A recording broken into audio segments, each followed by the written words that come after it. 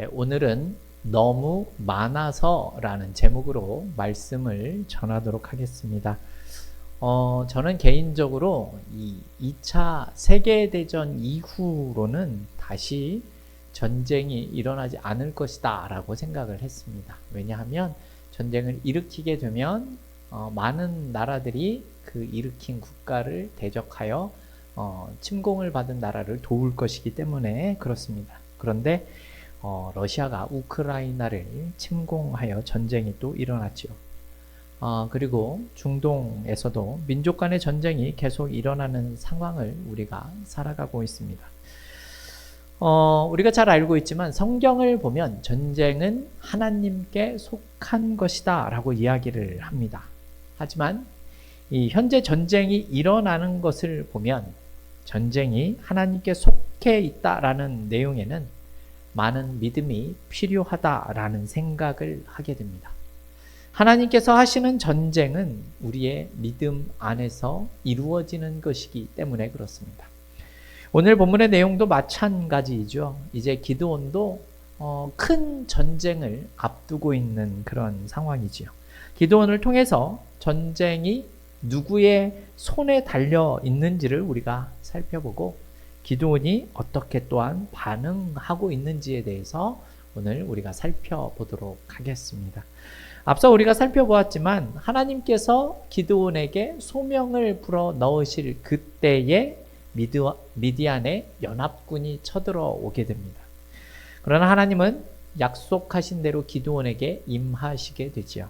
하나님의 감동을 받은 기드온은 전쟁을 의미하는 나팔을 불게 됩니다. 그 나팔 소리를 듣고 가장 먼저 응답한 사람이 누구입니까? 바로 자기 자신이 속한 가문에 있는 아비에셀이라는 사람이었습니다. 기드온 한 사람의 변화가 이 가문에 지금 변화를 일으킨 것으로 보여집니다. 또 기드온은 자신이 속한 지파인 므낫세 지파에도 사신을 파송합니다.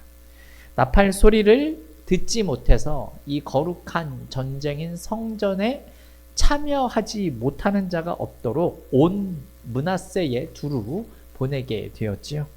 그리고 뒤를 이어서 아셀 지파, 스불론 지파, 납달리 지파에 사자들을 보내게 됩니다. 이 지파들은 미디안 족속이 진을 친 이 이스라엘 골짜기에 인접한 지파들입니다. 그래서 감사하게도 모든 지파들이 그 전쟁에 참여하겠다라고 이렇게 결의를 하게 되지요. 이렇게 주변 지파들이 기드온의 요청에 응답을 한 것은 사실 기드온에 대한 엄청난 소문이 퍼져 있기 때문에 그렇습니다. 기드온이 바알의 제단을 허물고 아세라상을 찍어서 그걸로 땔감을 삼아 하나님께 번제를 드렸다라는 소식이 온 이스라엘에 퍼진 것입니다.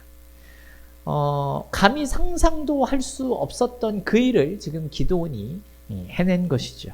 그런데 정말로 놀란 것은 그런 기드온이 지금 멀쩡한 상태로 있다라는 겁니다. 그래서 사람들은 이 기드온에게 여룻바알이라는 별명을 붙이게 되지요. 여룻바알은 바알이 싸우게 하라라는 뜻입니다. 조금 더 의역을 해서 말씀을 드리자면 이 바울신과 맞짱을 뜰 수 있는 사람, 또 바알과 싸워도 바알이 결코 해코지를 할 수 없는 사람, 이러한 뜻을 가진 이름이다라는 겁니다. 이 한 번의 일로 인해서 기드온이 이스라엘의 스타와 같은 모습으로 지금 보여지는 장면입니다. 자신들을 미디안의 손에서 능히 구원해 줄 만한 그러한 영웅이 되었다, 이렇게 생각을 한 거죠. 그래서 그를 믿고 많은 사람들이 몰려들게 된 겁니다. 해방의 기대를 품고 지금 이 전쟁에 몰려들었다라는 겁니다. 그러나 우리는 그것이 과장된 소문이다라는 사실에 대해서 이미 알고 있지 않습니까? 실상 기드온이 어떤 사람이었습니까? 우리가 지난 시간에 살펴보았지만 아직도 소심하고 나약하기 그지없는 그런 아주 평범한 사람입니다. 그는 자신의 이름이 이스라엘에 퍼지게 되고 많은 사람들이 몰려오게 되자 겁이 난 것 같습니다. 그 소식을 듣고 몰려온 사람이 대략 32,000명이나 되었기 때문이죠. 그래서 하나님께 또 하나의 징표를 보여주시기를 기드온이 요청합니다. 양털 한 뭉치를 타작 마당에 둘 테니 마당이 아닌 양털에만 이슬이 맺히게 해주시면 내 손으로 이스라엘을 구원하실 것이라는 그 내용을 본인이 믿겠다라는 그러한 모습입니다. 기드온의 모습을 너무나 잘 알고 있는 하나님께서는 야, 이 믿음이 없는 녀석아 언제까지 그럴 것이냐라고 말하시는 것이 아니라 그가 요청한 대로 표징을 보여주시게 됩니다. 성경을 보게 되면 기드온의 요구 그대로 되었습니다. 그래서 직접 그 양털을 가져다가 손으로 짜니 그릇에 물이 가득했다라고 이렇게 말하고 있죠. 그럼에도 기드온의 소심한 모습은 없어지질 않습니다. 아직도 확신이 없는 것 같습니다. 마치 누군가 밤중에 이 양털에만 물을 붓고 간 것은 아닌가라고 생각했는지 모르겠지만 기드온은 조금 더 확실한 증거를 원하고 있었습니다. 이제는 반대의 징표를 구하게 되죠. 무엇입니까? 양털만 마르고 타작 마당에만 이슬이 젖어 있게 해달라라고 요청을 합니다.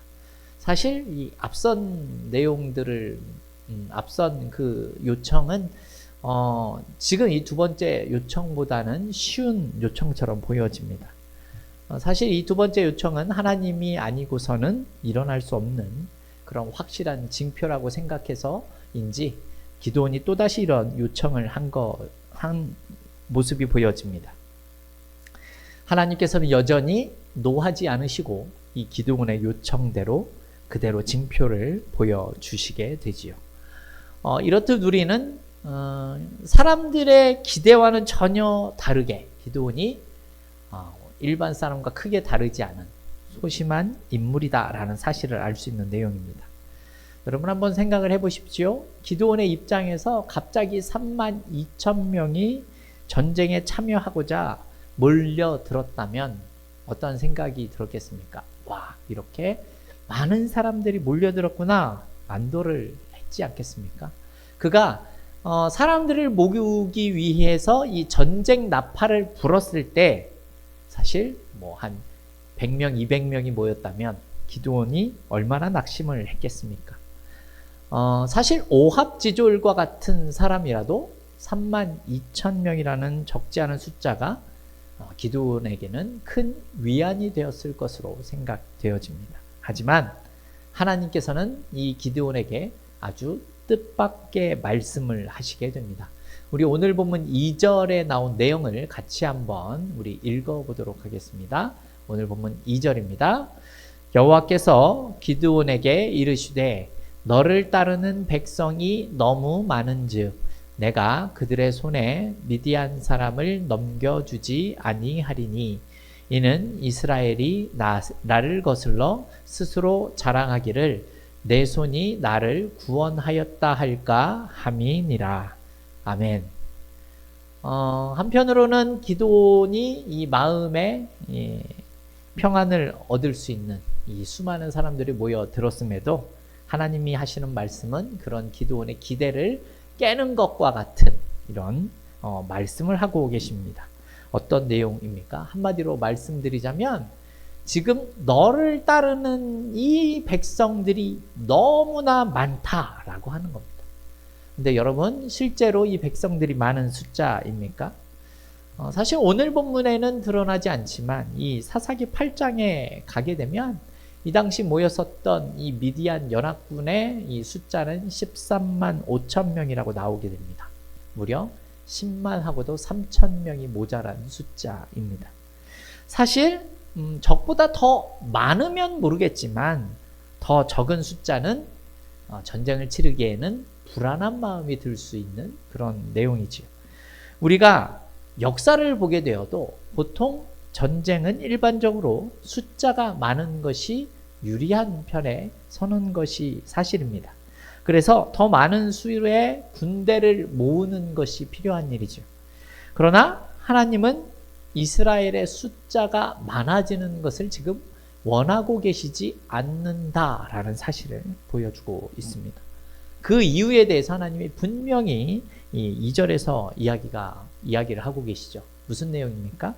스스로 자랑하기를 내 손이 나를 구원하였다라고 사람들이 자랑할까 염려하셨다라고 이야기를 합니다.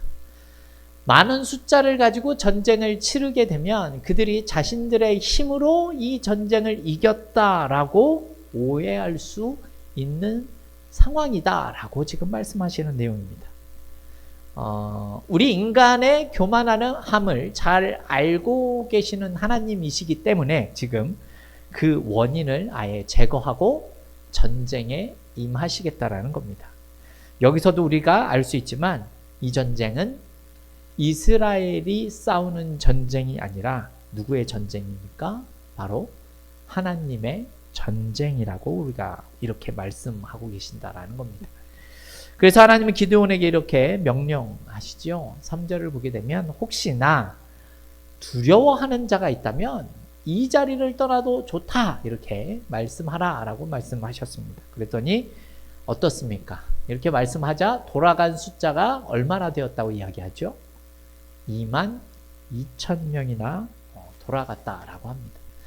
두려워서 떠는 자는 돌아가라 라고 말이 떨어지자마자 22,000명이 돌아갔습니다.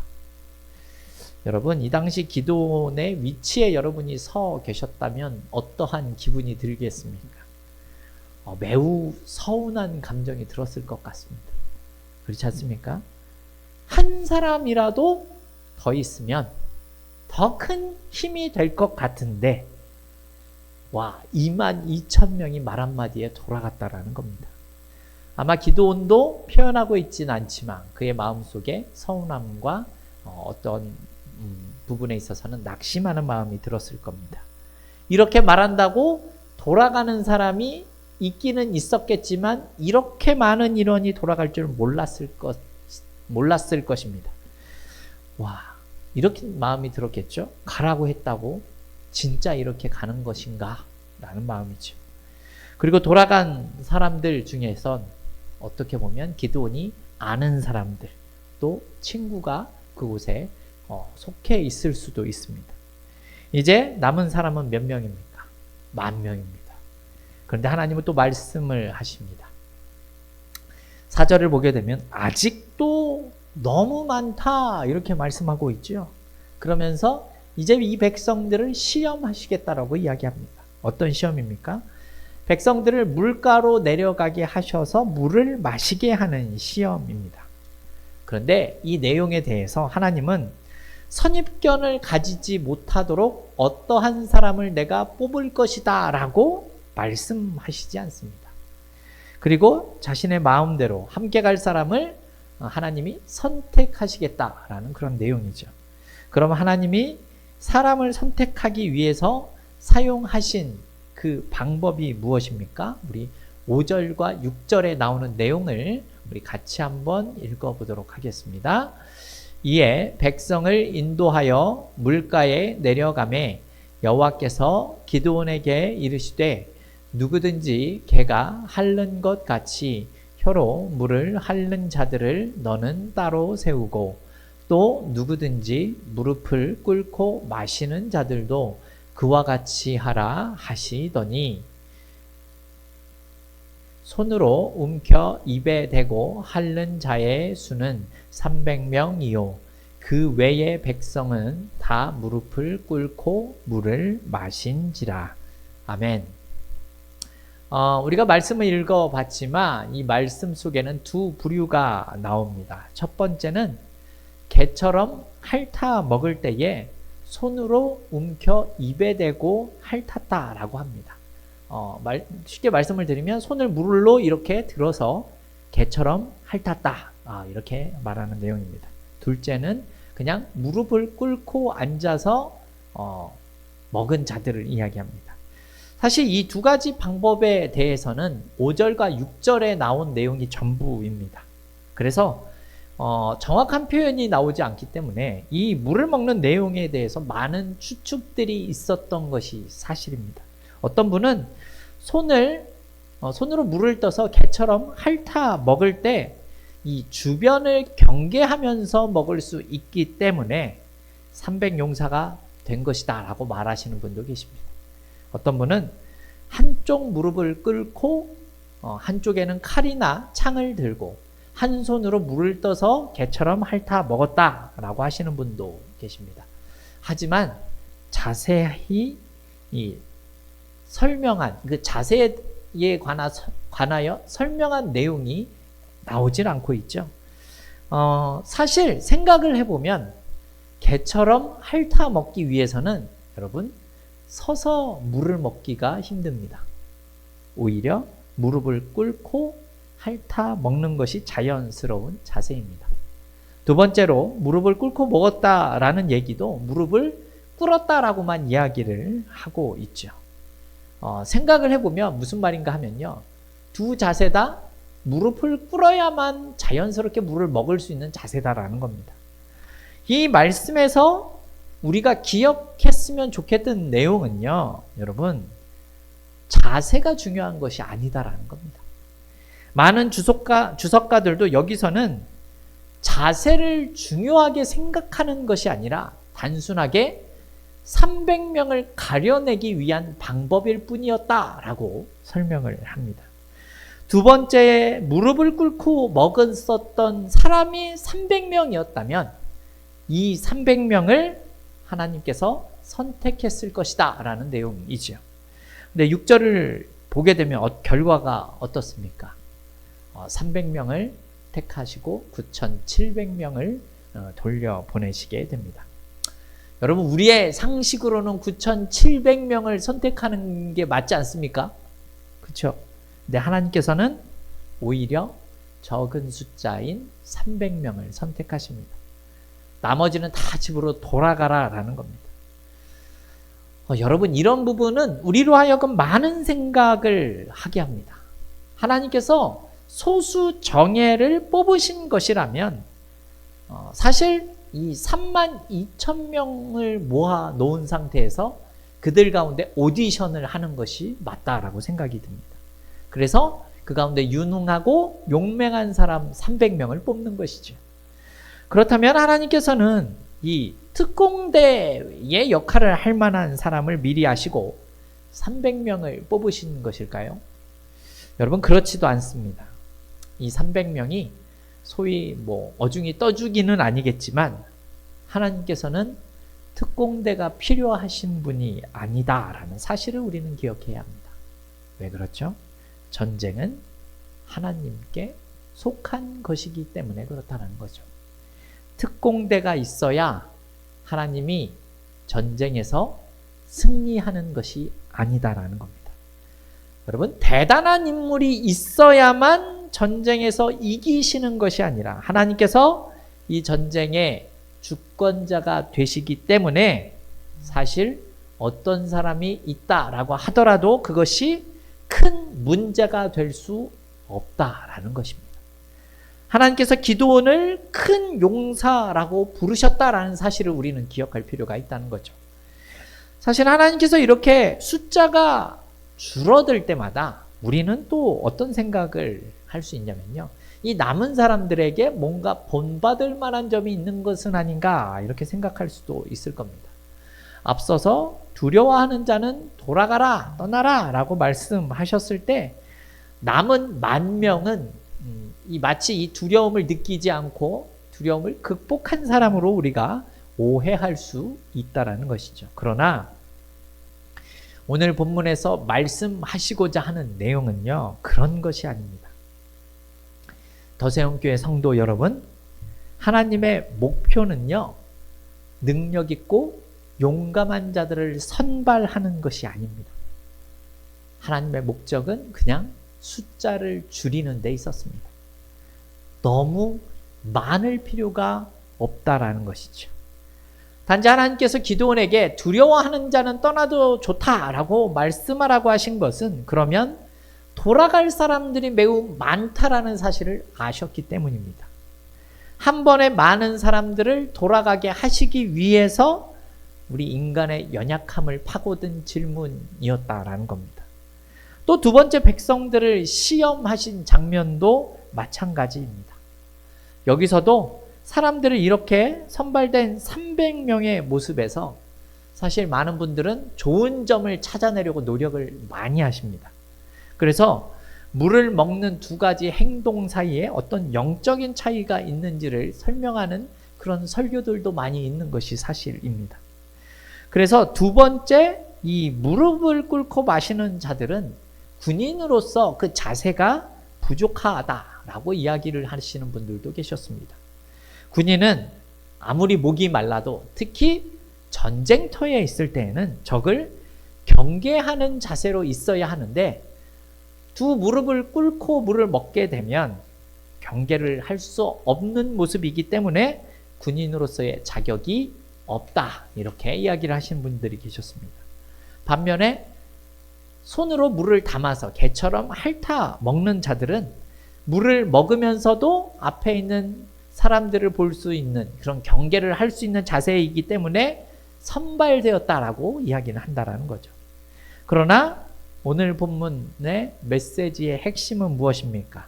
나중에 자신들의 힘으로 전쟁에서 승리했다라고 말할 수 없도록 무조건 사람들의 숫자를 줄이시는 것이 하나님의 목적이었다라는 사실을 우리는 잊지 않아야 한다라는 겁니다.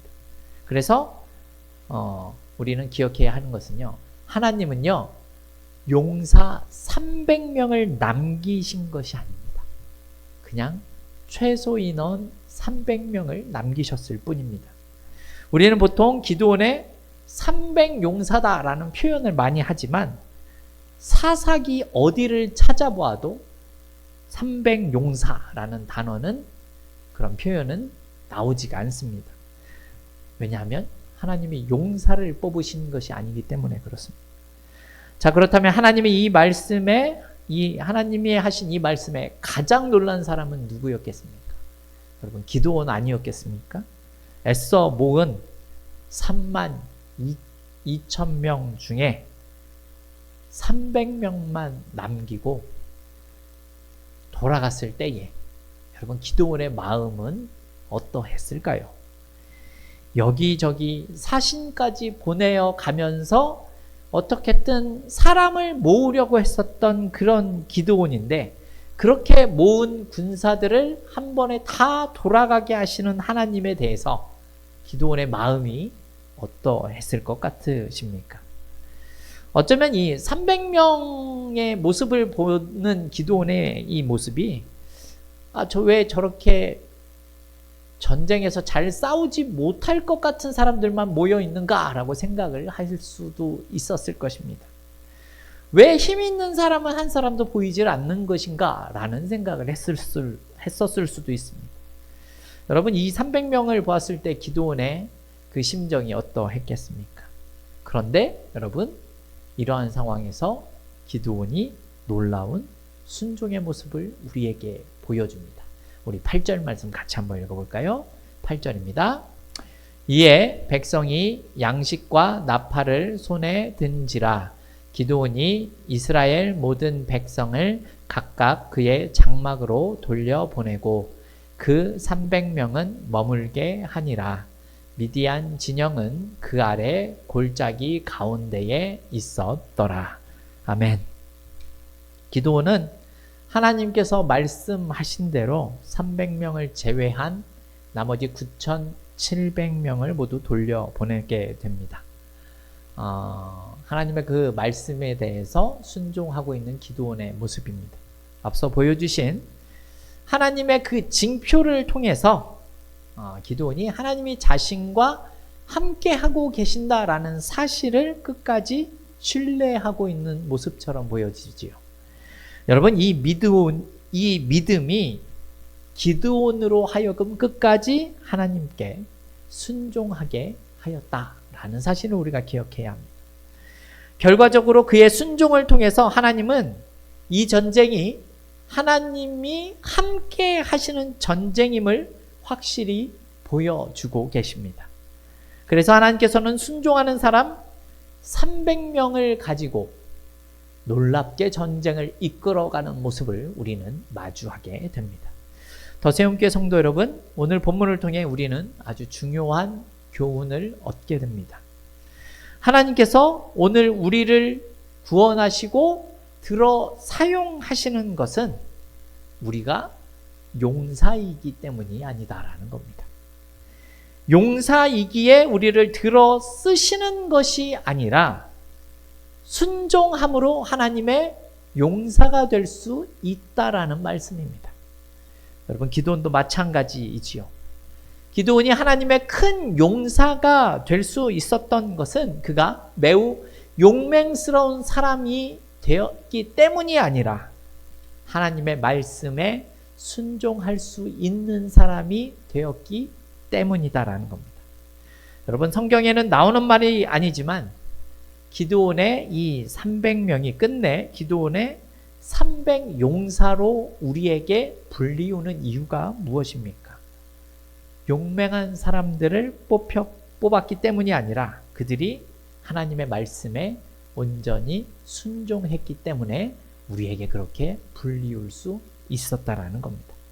여러분, 때때로 우리의 앞에도 이해가 되지 않는 상황들이 닥칠 때가 있는 것이 사실입니다. 상대에 비해 말도 안 되게 기가 죽는 상황도 생기게 되지요. 그러나 여러분, 잊지 마십시오. 갈렙과 여호수아의 말을 기억하십니까? 하나님이 함께 하시면, 하나님이 우리와 동행하시기만 하면 그들은 우리의 밥이다라고 하신 그 말씀을 기억해 내셔야 하는 겁니다. 그러니 여러분, 우리는 두려워할 것이 아니라 하나님께서 오늘도 나와 함께 하심을 믿으셔야 하는 것입니다. 하나님의 하시는 일을 믿음으로 바라볼 수 있는 저와 여러분이 되셔야 한다라는 겁니다. 저와 여러분은 연약하지만 하나님께서 함께 하심으로 기드온의 300용사와 같이 이 시대에 하나님의 사람으로 사용될 수 있기를 주님의 이름으로 축원합니다.